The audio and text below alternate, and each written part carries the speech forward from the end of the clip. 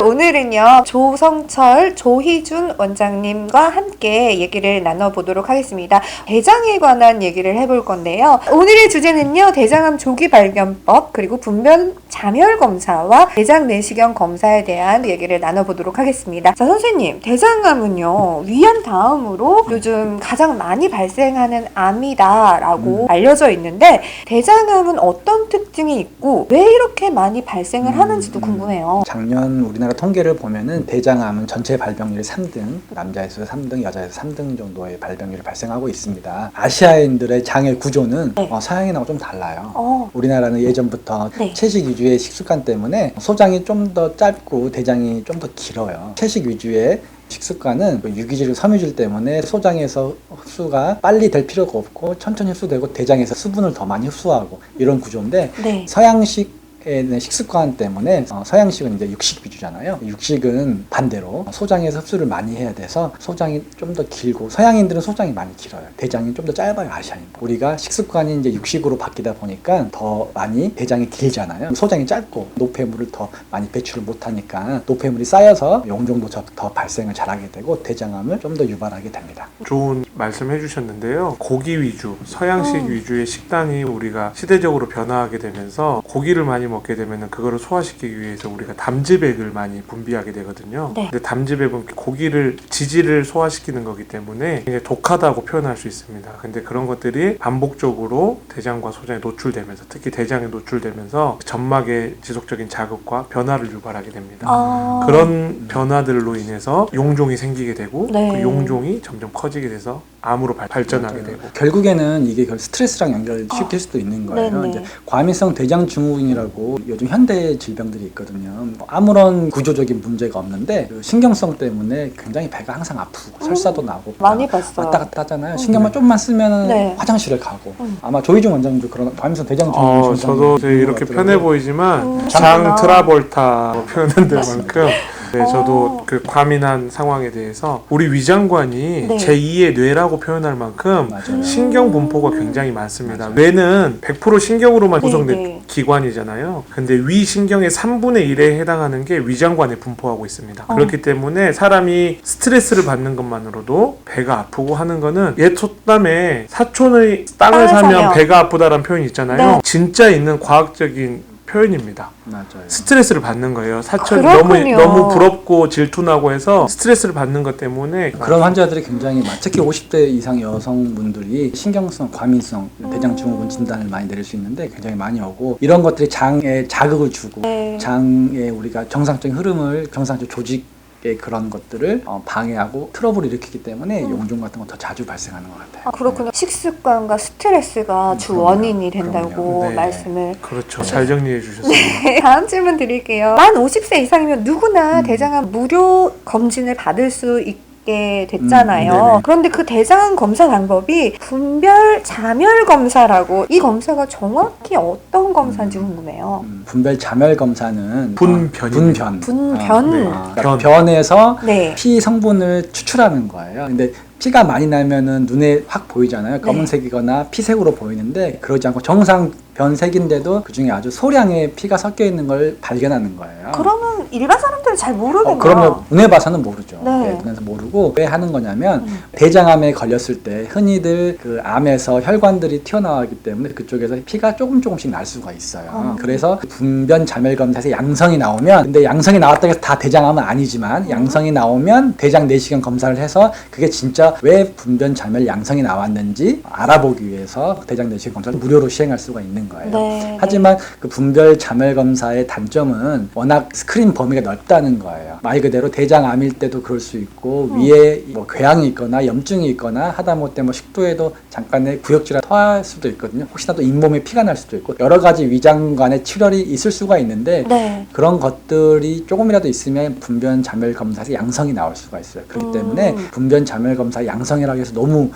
나 이제 암에 걸렸어 무서워하면서 내시경 검사를 받는데 그럴 필요는 없고요. 양성이 나왔다 그러면 한 번 더 왜 그러는지 이유를 찾기 위해서 검사를 하는 게 맞는 것 같아요. 요즘에 약국에서도 이렇게 대장암을 간단하게 판별할 수 있는 분변, 자멸 검사지 네. 이런 게 있대요. 저 그래요. 처음 들었거든요. 보통은 우리 나이 때는 시행하지 않잖아요. 근데 50세 이상부터 나라에서 이제 무료로 자멸 검사를 해주는데 요즘은 이제 이런 게 잘 발달이 돼서 약국에서도 그 진단 키트를 파는 것 같긴 해요. 네. 근데 정확하지도 않고 꼭 그거를 한다 그래서 결국에는 양성이 나오면 어차피 의사한테 진료를 보러 가야 되고 괜한 걱정으로 잠을 못 이루기 때문에 그냥 뭐 병원 가셔서 무료로 검사도 받으시고 상담도 받으시고 바로 또 대장내시 검사를 하기보다는 다른 원인이라고 판단되면 네. 코도 보고 잇몸도 보고 다른 것도 기저질환이 있나 보고도 혹시나 항응고제 같은 거 먹는 것도 다 한번 체크를 한 다음에 저희가 필요할 때 대장내시 검사를 권유를 하고 네, 아닐 네. 때는 일단 뭐 약으로 치료해 본다든지 그렇게 할 수도 있으니까 약국에서 혹시나 진단 키트로 검사를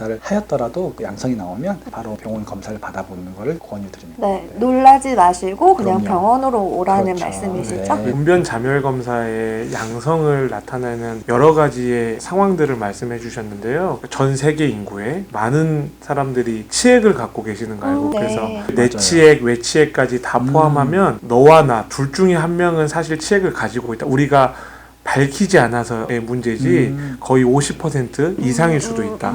저는 없는데 그러면 혹시 선생님 있으시죠? 저는 사실 스트레스 받을 때 아, 봤습니다. 그렇죠. 그래서 그런 경우들이 이것도 말 있는데 못한 질환들이 있을 수 네, 있거든요. 이렇게 저는 지금 그럼요. 방송이기 때문에 솔직한 것 뿐이고 저도 사실 뭐 소개팅에 나갔다 와이프를 만나기 전에 뭐 그런 그렇죠. 상황이었으면 저는 굳이 치질까지는 밝히지 않습니다. 네, 그래서 치질과 같은 내치액, 외치액을 다 포함하면 치액이 굉장히 많기 때문에 치액을 통한 분변 맞아요. 자멸 검사 양성 중요해요. 확률 네. 굉장히 높습니다. 대장암 검진을 위해서 대장 내시경 검사를 권하시잖아요. 네, 대장 내시경 검사는 굉장히 중요한 검사인데 자주 하면 좋지만 굉장히 힘든 검사예요. 장결제도 먹어야 되고 통증도 있을 수 있고 수면에 대한 좀 약간의 부담감도 있을 수 있고 그렇지만 대장 내시경 검사는 5년에 한 번 정도 하는 게 굉장히 중요한데 네. 하다못해 어떤 경우는 제가 진료를 보면서 뭐 보프 CT나 자기는 뭐 초음파나 피검사에서 다 괜찮았다. 하지만 내시경 검사를 하다 보면 조그만 용종들, 큰 용종들 그리고 혹시나 조기 암 같은 경우도 CT나 일반 검사에서 발견되지 못하거든요. 대장 내시경 검사로만 발견할 수 있는 조기 대장암 많고 용종들 같은 경우는 조그만 용종들부터 큰 용종들은 바로바로 절제가 가능하기 때문에요. 용종이 놔두면 나중에 암으로 변하거든요. 네. 그렇기 때문에 대장 내시경 검사는 50세 이상에서는 필수로 5년에 한 번 정도는 하는 게 좋습니다. 조희준 원장님은 장 네네. 쪽에 트러블이 있으시다고 네. 했잖아요. 대장 내시경 검사도 자주 네, 받아보셨나요? 저는 대장 내시경 검사를 존경하는 선배님께 한번 받아본 적이 있는데요. 네. 저도 그 용종 절제를 2개를 시행했습니다. 그렇게 얘기를 들었었고 하지만 우리가 서남이나 전암 병변에 해당하는 용종은 아니었는데 다행히 그렇지 않은 용종들도 서남되는 것도 있고 네. 그리고 조직 검사가 반드시 꼭 그거를 나타내지 않았을 수도 있거든요. 네. 그래서 저는 그 용종이 고위험군만큼 발견된 건 아니었기 때문에 저도 이제 정해진 시간에 다시 하면 되는데 네. 조만간에 조동철 원장님께 저는 한번 다시 맞아요. 다시 네, 받아볼 예정입니다. 비수면으로? 조동철 원장님 정도의 실력이면 비수면도 저는 가능하다고 생각합니다. 하지만 그렇지 않겠습니다. 저는 그 수련 받을 때 대장 내시경 신동이라는 소리 들으면서 수련을 받았습니다. 네네. 그만큼 뭐 황금손? 그럼요. 첫날부터 대장 내시경에 이런 거를 초기부터 쉽지 않아요.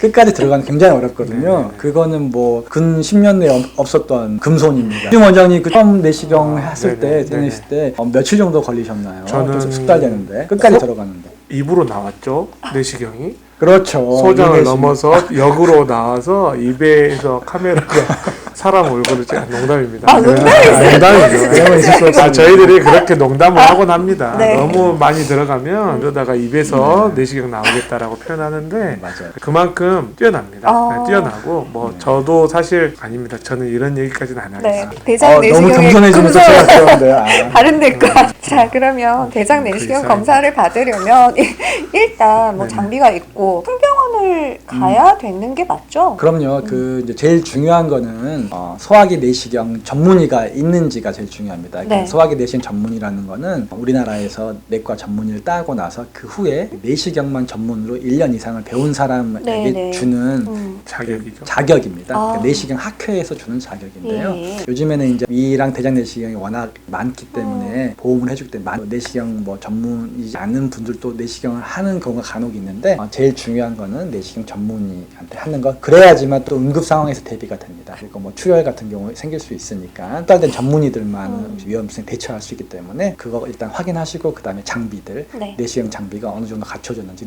근데 우리나라는 대부분 장비들 다 좋은 걸 씁니다. 대학병원급의 장비들을 대부분 내과에서 네. 쓰기 때문에 네. 그런 장비나 내시경 전문의가 있는 정도 체크하시면 큰 무리와 진료를 받을 수 있을 것 같습니다. 네, 알겠습니다. 자, 1편에서는요, 대장암 조기 발견법, 그리고 분변 자멸 검사, 그리고 대장 내시경 검사에 대해서 알아봤는데요. 2편에서는요, 대장 내시경 검사를 좌우하는 올바른 장 청소 방법에 대한 얘기를 나눠보도록 하겠습니다. 오늘 이 영상 즐거우셨다면 구독해 주시고요. 좋아요. 댓글 남겨주시면요, 원장님께서 여러분의 댓글에 답변도 달아주실 거니까요. 여러분 많은 시청 부탁드리겠습니다. 2편에서 다시 만나요. 여러분 안녕히 계세요. 안녕히 계세요.